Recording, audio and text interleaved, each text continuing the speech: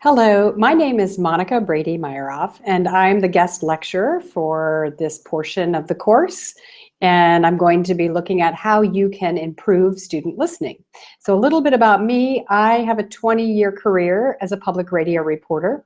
I spent many, many years listening to people's stories and then writing and producing public radio stories about their story. So I've taken that experience in listening and applied it now to a new company. About 3 years ago, I realized that so many adults can learn through listening because they would always tell me they heard the public radio story that I'd done on the air, or they heard something else on public radio and they wanted to share it. And then at the same time, I had my own children listening and learning with public radio, and I realized there's a opportunity here for teachers to really engage students with these real world stories on public radio. But there's no good way for them to do it. So I quit my job as a reporter and started Listen Current. And I'll be telling you a little bit more about that later in the course. But right now, what I want to talk about is the research around listening. There's a lot of interesting neurological and cognitive science research about listening, and we're going to be covering a little bit of that today. First, what I want you to do, though, is to think about your favorite sound. And maybe you can use the chat box to share what's your favorite sound and why. What are the emotions it brings up for you? What does it make you think of? How does it make you feel? For me, it's the ocean. I could listen to lapping waves all day long. I live in Boston, but not that close to the sea, so I don't get to hear them that much.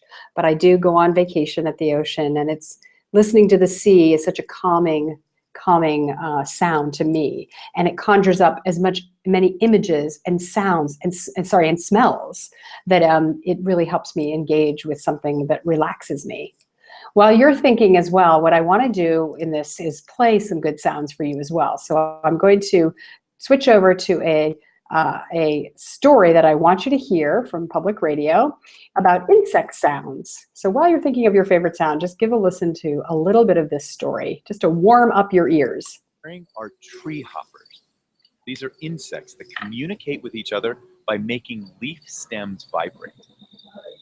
And what you're hearing now are crickets, whose chirps contain encoded messages that convey life or death information.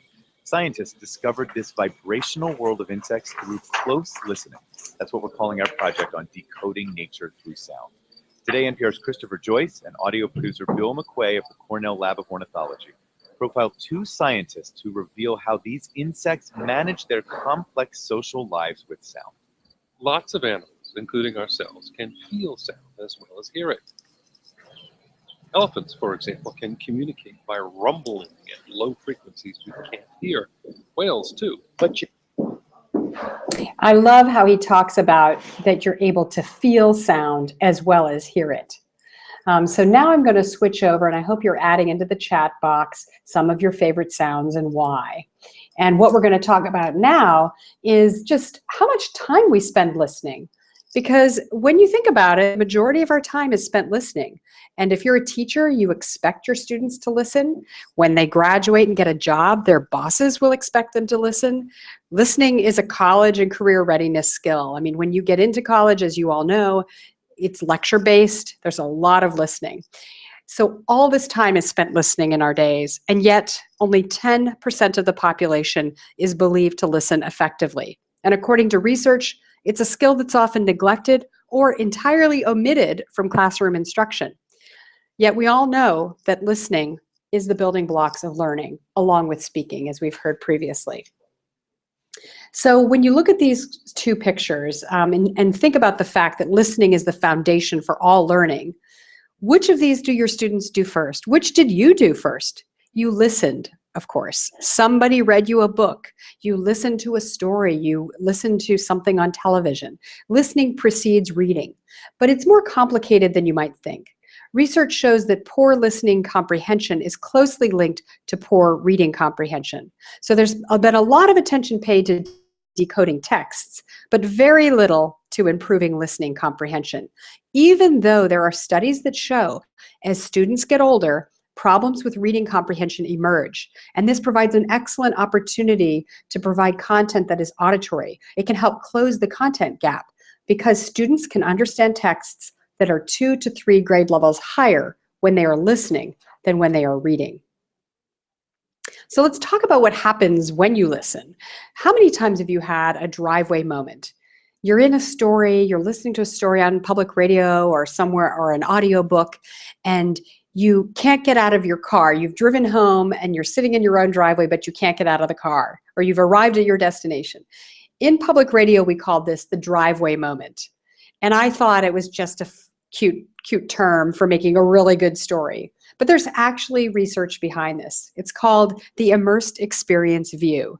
And it means that understanding language is akin in some way to actually being there and experiencing the events the language describes. And evidence shows that people are simulating what it would be like to be there in a scene. This makes sense when you think about the neuroscience involved, that your brain is making a movie, including the sights, the sounds, the smells, the feeling sometimes of hearing. And that also means that listening is a very powerful pathway to empathy. And it makes listening an extremely visual medium with great potential for teaching and learning. So listening forces you to make a movie in your mind. The brain sees what it hears. This is what's called auditory scene analysis. Every time a person hears something, the brain visually simulates what it hears, and this even results in eye-tracking movements. For example, when someone listens to a story about people on different floors in a tall building, their eyes are tracking upwards to follow the story with each rising level. And they're mentally simulating the scenes as they process the stories. So let's say you're listening to a baseball game, or you're talking about a man and a son playing catch, and you hear that he's throwing the ball toward his son. In studies where they've put MRIs on people's brain activity to monitor what happens when they listen to these, they get visual stimulation and stimulation to their muscles to be a part of this, to be a part of the scene, to catch the ball, to follow the ball. So that means that according to the research, understanding meaning, at least in part, happens in the mind's eye. The other thing I want to talk about is how when information is given in a traditional forward list of facts and figures, only 2 parts of the brain light up, 2 areas that handle language processing.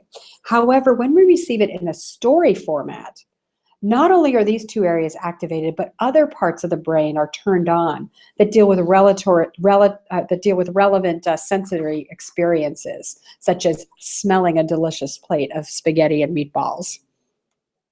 So researchers recognize that storytelling is central to good listening as well.